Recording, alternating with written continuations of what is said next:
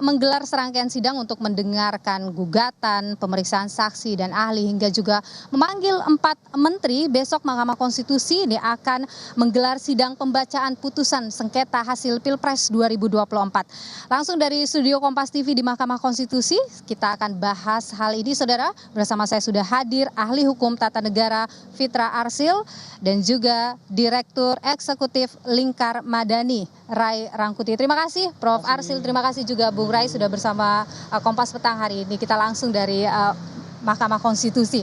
Saya ingin ke Prof. Fitra Arsil dulu, ini bicara soal kita menganalisa kali ya setelah melihat serangkaian sidang yang sudah dilakukan 2 pekan ini, yang dihadirkan saksi, kemudian ahli, bahkan 4 menteri dihadirkan. Anda melihat akan bagaimana ini keputusannya besok ini? Saya kira seharusnya kita mendapatkan putusan yang berkualitas ya. Oke.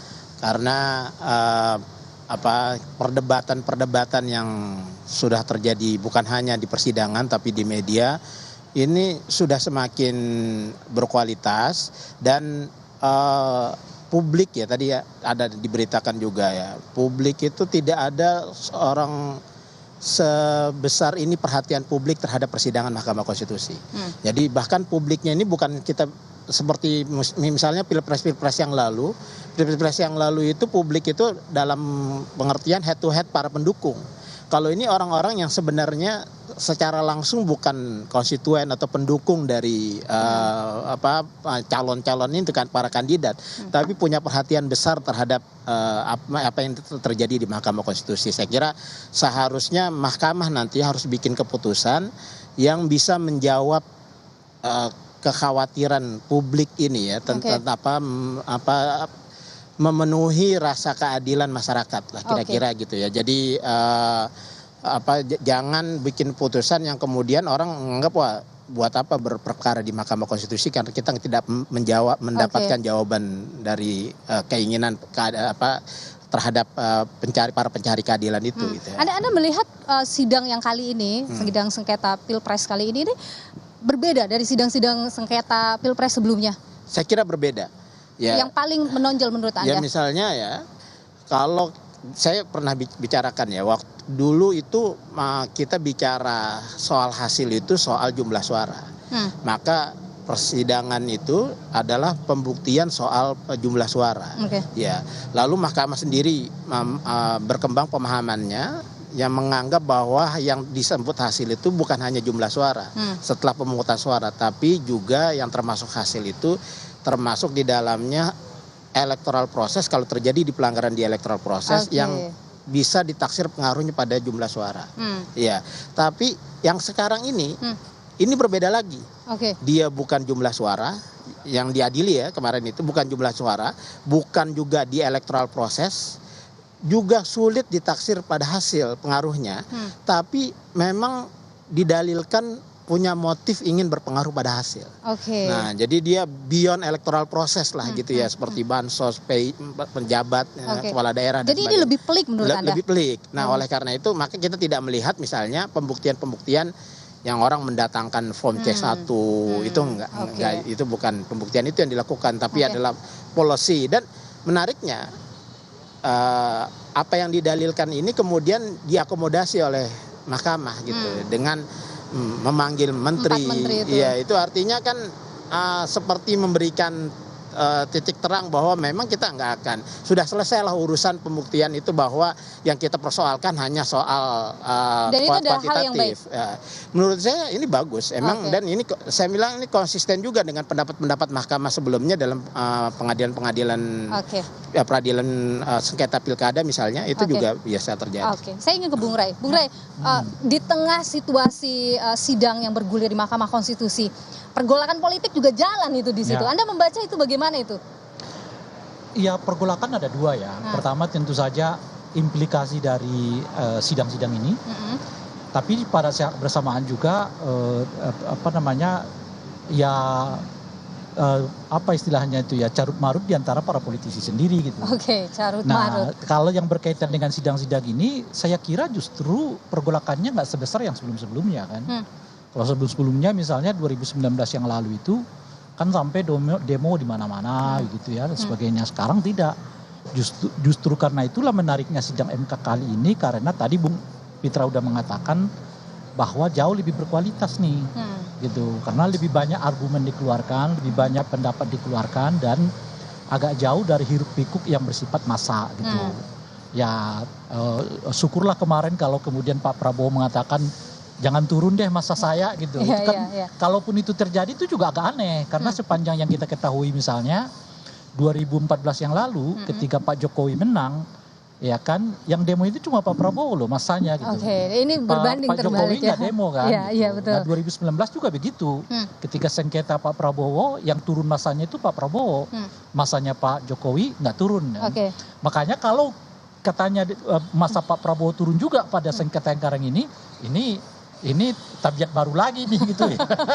Hal yang menarik. Tapi Anda melihat ketika proses sedang berjalan, tapi kemudian pertemuan-pertemuan politik juga terjadi, apa di situ? Apa yang Anda baca di situ? Itu hal yang seperti apa kalau Anda lihat? Ya sebetulnya ada rasa yang sama-sama nggak bisa memprediksi apa kira-kira yang akan diputuskan oleh Mahkamah Konstitusi, gitu kan. Sama-sama punya rasa kekhawatiran begitu? Khawatir, ya kan. Jadi 50-50 lah kan, bisa menang bisa juga ditolak, gitu kan. Nah baik kubu yang sekarang katakanlah digugat kemenangannya gitu, maupun kubu yang menggugat kemenangan itu berada dalam posisi yang sama-sama nih kansnya, gitu. Nah mungkin karena itulah kemarin tuh misalnya ada ajakan kita ikut demo juga deh, gitu kan. Kalau punya keyakinan bahwa ini akan ditolak misalnya kan, ya memang mereka nggak akan ada ajakan-ajakan yang seperti itu, gitu. Itu satu. Nah oleh karena itu menurut saya ya, kalau saya sih tidak lagi lihat apa namanya perdebatan argumennya dalam konteks pemutusan hasil sidang ini, gitu ya. Karena kalau konteks argumennya itu tadi Bung Fitra udah mengatakan wah ini kayaknya bakal ada ini putusan yang apa namanya itu yang di luar dugaan kita lah, begitu ya. Nah saya lihat ini soal di luar itu. Nah di luar itu adalah apa, gitu ya. Masih macam-macam. Kan kalau dilihat trennya akhir-akhir ini kan, kalau beda politik itu bisa dikriminalisasi. Nah itu tren-tren yang kayak begitu kan. Nah saya khawatir di situ sekarang problemnya. Gitu. Baik. Saya ingin ke Prof. Arsil juga. Kalau kita lihat kemarin dalam sidang ada dihadirkan 4 menteri. Anda melihat bagaimana keterangan 4 menteri itu menguatkan apa ini di situ Anda lihat? Ya memang keterangan 4 menteri itu kita nggak bisa dapat yang cukup mendasar ya. Jadi ini seakan-akan mereka sedang menceritakan tugas-tugas mereka, gitu ya. Tapi ini kan nanti tidak cukup bisa membuat hakim punya percaya atau keyakinan atas dalil-dalil. Nah itu kan harus diinterpretasi. Ini problemnya kan yang bertanya kan hakim nih, ya jadi bukan para pihak ya, pemohon atau termohon atau yang pihak non terkait juga yang nggak bertanya. Jadi yang nggak menukik langsung terhadap apa kepentingan mereka sebenarnya. Jadi saya kira, tapi nanti pemohon ataupun termohon ataupun pihak terkait mereka akan membuat kesimpulan berdasarkan proses persidangan itu kan, bahwa keterangan-keterangan itu bisa diinterpretasi kepada apa ya terhadap kebijakan. Jadi yang dipertanyakan adalah policy kan, kebijakan ini apakah ada kebijakan yang bermotif elektoral, gitu ya. Jawaban daripada menteri itu apakah bisa mengarah ke sana? Nah, itu kalau Anda lihat menguatkan tidak? Atau mengambang Anda lihat? Saya lihat nanti kita lihat bagaimana kesimpulan para pihak ya, pihak yang berperkara ini. Tentu karena ini kan sebetulnya yang diundang bukan menteri kan. Seperti kita dengar kemarin itu penjelasannya Pak Arief kan. Semestinya yang datang ini adalah presiden. Yang dipanggil tuh presiden. Tapi tak elok kata Pak Arief. Maka diwakili oleh presiden. Nah jelas-jelas tentu saja presiden, menteri-menteri ini akan berbicara tentang sesuatu yang mungkin ya tidak berbeda dengan presidennya. Tapi penjelasan-penjelasan mereka menurut saya ya, ini pandangan saya, kalau dikulitin tanda kutip satu persatu, ada yang saling berbeda, ada yang memberi informasi yang tidak. Tapi menurut Anda keterangan itu cukup menguatkan tidak? Enggak, tadi Bung Fitra udah menyebutkan tadi, sebetulnya nggak ada yang baru dari dalil mereka. Tidak ada yang baru. Cuman dari pernyataan mereka itu makin menguatkan kita, kalau saya ya melihatnya, ada yang berbeda nih antara menteri-menteri. Oke, gitu loh itu yang kira-kira. ada bahasa ya, ada perbedaan. Prof. Harsil, juga yang menarik dalam sengketa kali ini adalah amicus curiae yang disampaikan oleh banyak pihak ya. Kalau tadi keterangan juru bicara MK ada 50 bahkan yang masuk, tapi yang kemudian diterima memang hanya 14 karena melewati batas. Anda melihat bagaimana fenomena ini muncul di tengah sidang sengketa Pilpres kali ini?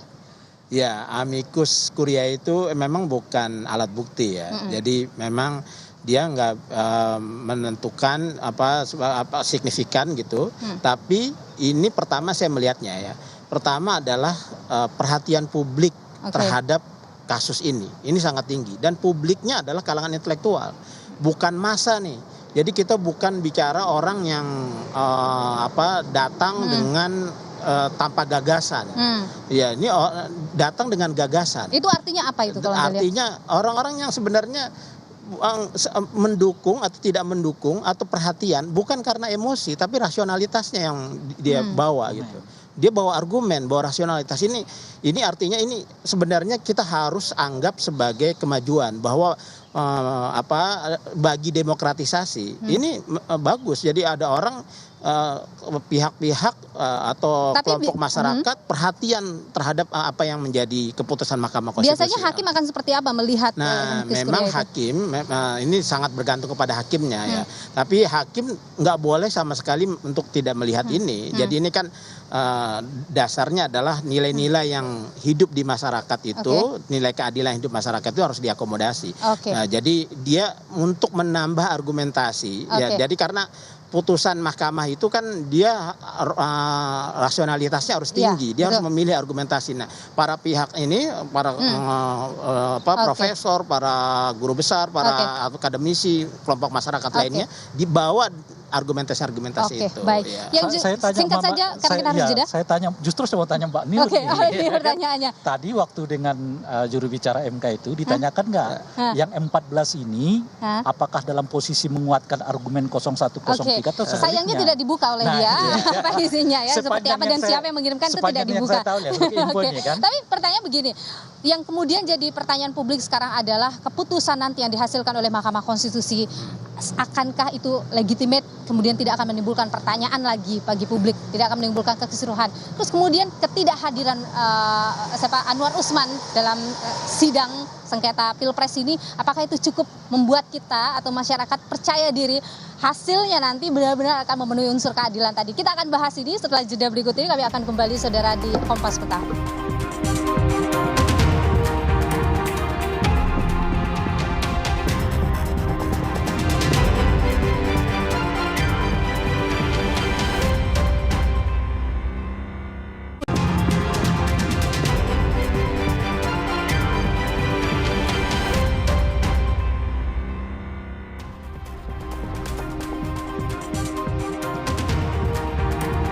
Kita lanjutkan kembali saudara perbincangan bersama dengan Prof. Harsil dan juga di sini ada Bung Ray Rangkuti.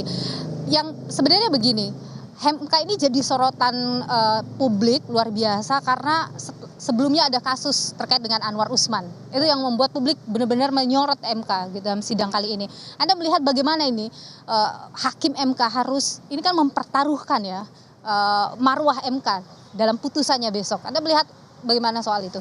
Iya, seharusnya kita mendapatkan berita gembira nih harusnya dari MK bahwa mereka akan menjawab kekhawatiran publik terhadap mereka kan ya. Dan saya juga tadi saya sampaikan bahwa ada harapan karena memang hakim sekarang itu hakim Anwar tidak ikutan. Ada 2 hakim baru ya, dan ada 3 hakim yang kemarin disenting di putusan 90 itu juga sekarang masih ada. Jadi saya kira mungkin kita akan dapat putusan yang bagus gitu harusnya. Dengan tidak adanya Anwar Usman misalnya itu akan menjadi angin segar? Iya, harusnya begitu. Dengan tidak adanya Pak Hakim Anwar yang sudah kena putusan MK itu, ya artinya putusan kekhawatiran kan semua pemohon itu mengkhawatirkan putusan 90 selalu dimention kan. Ya, betul. Ya, putusan 90 selalu dimention. Artinya itu menjadi momentum problem di pemilu kita kan di situ sebenarnya. Nah, sekarang kondisi hakim ini menjanjikan sebenarnya. Ya, jadi mudah-mudahan memang ada keputusan yang hari berbeda. ini masih berlangsung RPH di dalam. Ini Apa yang kira-kira ya. menurut Anda jadi perdebatan serius di sini? Berarti alot ini. Tapi memang perkiraan saya melihat komposisi 8 hakim, kemudian profil dari ke-8 hakim itu. Iya, memang seharusnya ya kalau kita bagi-bagi putusan ya. Putusan itu kan di undang-undang 3 sebenarnya. Putusan tidak dapat diterima, tolak atau kabul. Putusan tidak dapat terima enggak lah ya. Ini kan soal legal standing, soal kewenangan mahkamah. Ini pasti enggak ada putusan tidak dapat diterima. Ada 2 putusan. Putusan tidak tolak atau kabul. Nah, kita nggak se-ekstrim itu juga. Mahkamah Konstitusi dalam perjalanan mereka mengadili sengketa pilkada atau sengketa pemilu, mereka juga menemukan putusan-putusan yang tidak ada sebenarnya sebelumnya di undang-undang. Jadi mereka bikin putusan sela misalnya. Putusan selanya ini mahkamah berbeda loh sama putusan sela di perdata sama di pidana. Kalau putusan sela di perdata atau pidana nggak boleh terkait objek perkara. Ya, soal hakim yang kewenangan absolut pengadilan, kewenangan relatif dan sebagainya. Nah, kalau ini nggak harus terkait dengan objeknya. Malah disebutkan di PMK-nya sekarang. Jadi apabila dipandang perlu, nah perlunya itu juga nggak ada ukurannya kecuali mahkamah yang menentukan keperluannya. Nah, kemudian terkait objek yang dipersengketakan, objek yang dipersengketakan apa? Ya perkara, berarti pokok perkara. Nah, mahkamah bisa bikin putusan sela yang terkait objek yang dipersengketakan, yang argumentasinya terserah mereka, yang isinya bisa memerintahkan termohon. Ya, termohon dalam hal ini KPU. Ya, KPU atau pihak-pihak yang lain yang jadi disebutkan. bisa saja keputusannya ke sana ya. Bisanya memerintahkan sesuatu. KPU sesuatu. Tapi ya, apa sesuatunya itu ya. Kita harus nunggu. Tapi kalau Anda menurut saya harusnya putusan itu. Jangan tolak kabul. Kalau tolak kabul ekstrim ya, tolak semuanya atau kabul semuanya tolak semuanya atau kabul gitu. Jadi bisa saja putusannya antara tolak, kabul atau memerintahkan sesuatu pada dia memerintah. Jadi dia termohon. Kabul sebagian gitu misalnya dia memerintahkan termohon atau pihak-pihak lain, kepolisian atau apa untuk melakukan sesuatu. Nah, saya kira rumusan ini yang membuat mungkin RPH sampai hari ini. Jangan-jangan begitu ya. Kalau Bung Rai sendiri bagaimana? Ini kan sekali lagi adalah marwah MK yang dipertaruhkan dalam putusan besok. Anda melihat akan seperti apa ini atau melihat komposisi hakim, profil dari para hakim, Anda optimis? Iya, saya nggak bisa mengatakan optimis atau tidak ya kan. Tapi betul kalau melihat beberapa putusan hakim pasca Anwar Usman gitu ya, relatif agak maju gitu. Misalnya kan salah satunya mereka menerima soal hilangnya parliamentary threshold gitu. Itu udah berulang kali kan diuji oleh orang dan setelah Paman Usman nggak ada malah diterima oleh mereka gitu. Nah, oleh karena itu pada tingkat tertentu saya sih optimis kalau lihat yang kayak begituan. Artinya semangat di Mahkamah Konstitusi ini adalah semangat untuk kembali secara kuat ya untuk 2 hal tuh. Mengarus utama kepentingan publik dan yang kedua adalah penghormatan terhadap konstitusi itu. Bahwa hakim Mahkamah Konstitusi sampai sekarang tidak mempersoalkan legal standing, tidak mempersoalkan selisih suara gitu-gitu. Jadi itu jadi itu hal berani memanggil para menteri kaitannya dengan bansos gitu. Artinya memang mereka tidak lagi sedang memperdebatkan selisih suara itu tadi gitu loh. Perolehan suara itu tidak. Yang mereka mau uji itu adalah sesuai dengan pokok dasar kewajiban kewenangan mereka atau apa? Apakah satu keputusan tindakan dari pejabat negara itu bertentangan dengan konstitusi atau tidak?